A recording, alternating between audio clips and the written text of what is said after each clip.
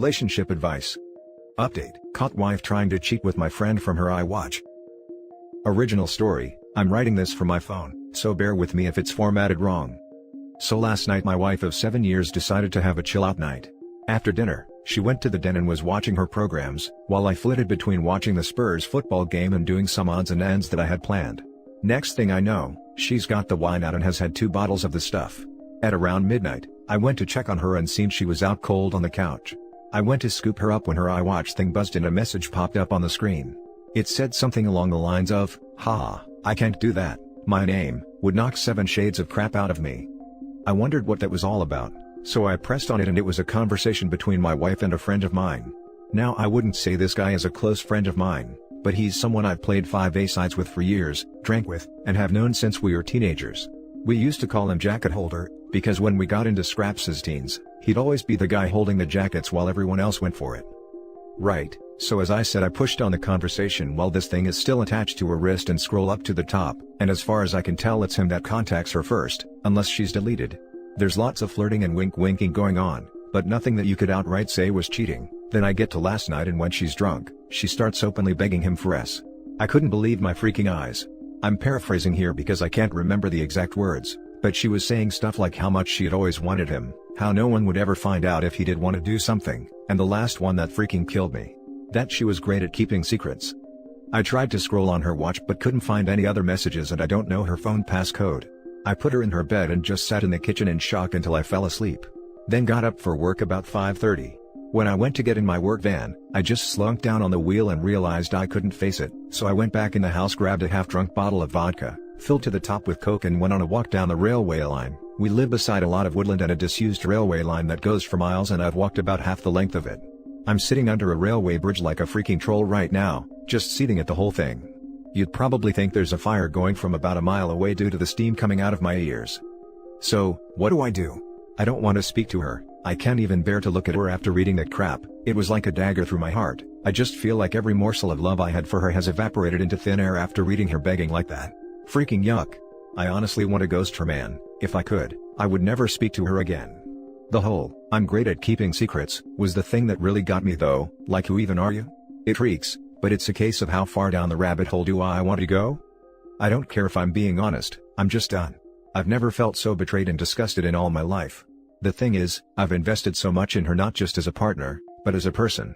I loved her so much and thought her personality, and by extension, my personality, reflected that of good people. To realize she's a backstabbing snake makes me feel like a snake. I feel like a worse person than I was yesterday. The only way I can describe it is, for someone you looked up to, took advice and life lessons from, to suddenly find out they were a pedo or a rapist or just a downright creep. Your entire perception of yourself and who you are would be shattered, because you've took on board what they've said and invested time into a creep. God, I'm rambling nonsense, I apologize. I'm lucky in that our house is owned by my parents, who 6 years ago moved to a retirement village and we moved in. The house will be bequeathed to me when they die, but I don't, and hopefully won't own it for a long time. They couldn't be bothered with the upkeep and all the problems etc. and wanted to see out their final days in peace, so when we do divorce, my soon-to-be ex won't be getting her hands on it. So, what do I do then? I'm honestly thinking of just not saying a word and throwing her right out. Also, while walking here, it went through my mind to get my maid, who's a locksmith, to quietly change the locks today. I could feed her any old garbage about something from the doors being broken. She won't care what's going on anyways, as long as I'm about. Then after he's done, lock the front door and tell her to come out and look at something out the back. When she comes out, just run back in and lock the door behind me. That sounds childish as F, doesn't it? Seriously though, I don't know what I'm gonna do. I'm staring at a bottle right now and my life feels like it has been ripped apart at the seams. As for that prick so-called friend of mine, there's no doubt he was up to something here. There's also no doubt I wouldn't have caught wind of this at all, so I'll be seeing him very soon. Never mind holding jackets, he'll be holding his face. Now for the top advice before we read the update. That's rough, mate. Can't imagine what you're going through. Hope you pull through. I can tell you're from the UK, and despite what Americans here may tell you, cheating doesn't really count for all that much in divorce. In England and Wales, don't know about Scottish/North Ireland law. My advice to you is to seek some legal advice ASAP. If you can afford it, then great. If not, try and find your local support through court. They even have a phone service which can help you out with some info. Regarding Jacket Holder, what a bellend. If you hit him, you are letting yourself in for a world of pain. You'd be better off sharing the guy's behavior with everyone else he knows. Do your best to warn all the other married men of his behavior and what he's like. This isn't going to make him popular at all. Cutting him off from his friends will hurt him far more than hitting him, and hitting him is only going to mess your life up. You don't need the stress of him pressing charges right now. Good luck and Godspeed. Great advice. I wish I'd had that info when similar crap happened to me. Cheating doesn't amount to much in the US courts either. No one cares. No one's going to ask for proof why you wanted a divorce. There is no evidence to show the divorce police. You will still be expected to come to a mutual agreement or split your assets 50-50. Cheating or not. It can count for a lot in some courts when it comes to alimony. It depends on the state. In some states, a no-fault divorce can only happen if both spouses agree. If she contests the divorce, he'll have to explain why he wants it. In some states, grounds for divorce is still very much a thing.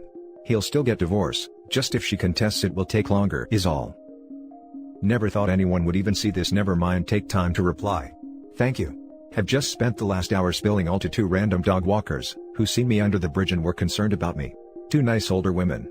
Have also had a few texts off her asking where am I since my work van is still in the driveway and I'm nowhere to be found.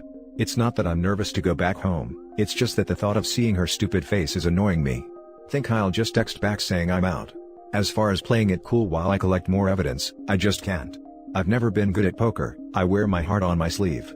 I don't need evidence anyway, I've seen it with my own eyes. I just truly don't want to speak to her again, man, don't know what I'm going to do. Have you got a close friend you can ring? Because you need them, you need someone now. Don't let pride get in your way. Get that friend to come to you, let them help you. Stay with them if you can for a day or so, while you sort your head out. Don't go back home now. Please ring a friend. Edit to update. I went to a friend's house to calm down, I threw the vodka away. She has been texting me asking where I am as my work van is still in the driveway. I text her saying there is a problem with the engine so I gotta lift into work. I'll make my move tonight. Now for the update. Thank you to everyone who reached out to me after my first post, was really appreciated. So yesterday after I had written the post and was in a complete mess, two dog walkers came over to check on me as I was obviously concerning them. I told them everything, they listened and the first thing one of them said to me was, "Son, the worst thing you can do right now is drink, it'll cause carnage." I have to thank her for that, because I was on the highway to hell at that point. I threw the vodka away, got in touch with a friend and he said I could come to his for a while to calm down. He was at work, but told me where the spare key was. We live in a small town of around 15,000 people and he wasn't too far away, so once I got there, I sat on his couch just trying to calm down. Throughout the morning, I was getting multiple texts and phone calls from my wife asking where I was and what the hell was up, as my work van was still sitting in the driveway and I was nowhere to be seen. I text her back telling her that there was a problem with the engine, so I got a lift into work which she seemed to buy, as she just texted back saying okay. When my friend got back from his work at about 5 o'clock, I told him everything that had happened and asked him his opinion. I also told him not to tell anyone about jacket holder, as that might then get back to my wife which I didn't want at this point. I would deal with him later. By that I mean I'll expose what a little rat he is. Knocking FK out of him doesn't help me at all as of now. As an aside to the people saying he done nothing wrong. He messaged my wife first, he was being extremely flirty. What the F is he even playing at messaging my wife for in the first place? He only knows her in passing, from afar. Look, I've got no problem with two adults conversing with each other, but they hardly knew each other, and it was flirty from the start, as far as I could tell. I think they've seen each other while out and about, and it's gotten flirty then. So, my friend convinced me to try and keep a low profile, and see what I could dig up, but at the same time speak to a lawyer and get the ball rolling in terms of finding out my options, which I have done today. He took me home about 6 o'clock and I was honestly dead on my feet by that point. I think the adrenaline pumping the entire day then suddenly stopping, knocks it right out of you, so I was extremely tired when I got home. The second I walked through the door, I knew something was up as my wife was on me right away asking me all sorts of questions about work. I asked her, why does she even care, and she said that I'd left my big flask and my lunch bag in the front passenger side seat and something's been up today. She could feel it. I was about to lie but I was just too tired, I couldn't be bothered putting any sort of charade up, so I just said yeah there is something up. That when I was putting her drunken butt to bed last night, a message came up on her iWatch, which I read. And all the other ones. And that she was a freaking disgusting cheat. That I wanted nothing more to do with. Her demeanor went from an arms-crossed person in power, to scared little girl within about a second. Good at keeping secrets, eh? Begging that little rat for action, eh? Yep, read it all. She started sobbing and I just walked away and upstairs into the shower. When I got out, she was sitting on the top stair crying still, and the excuses started right away. How she was drunk, vulnerable, had never done anything like that before, How he had messaged her first and it didn't mean anything, she was never going to go through with it. Pretty much everything that everyone on here was saying she would say, like she had the playbook out. The only thing she didn't do was try and blame me. She probably knew I would have thrown her right out the door if she had tried that crap. I told her that I wanted a divorce and her out of the house within a month. Also told her that she was moving to the spare room. I've been pretty much ignoring her ever since, just scowling at her and shaking my head when she starts waffling nonsense. I don't want to hear it. She slept in the spare room last night, and I haven't spoken to or texted with her at all today. If I'm lucky, maybe she'll be gone when I get back from work, but my luck's not that good I suppose. On getting her out though, I was telling my parents what was happening today and my mother was adamant I wasn't throwing her out onto the streets. Her and my mother are close and always have been. We'd have been together 11 years in December. My mother was saying she made a mistake and that we should sort it out like adults, that we've been through too much together, and that she didn't actually do anything, it was just words. She completely took her side over mine, couldn't believe it. Could this F me here? Like, do I have no right to ask her to leave if my mother is against it? It's literally going to be my house when my parents pass and I did nothing wrong, so I'm not leaving. It's probably going to turn into War of the Roses Part 2.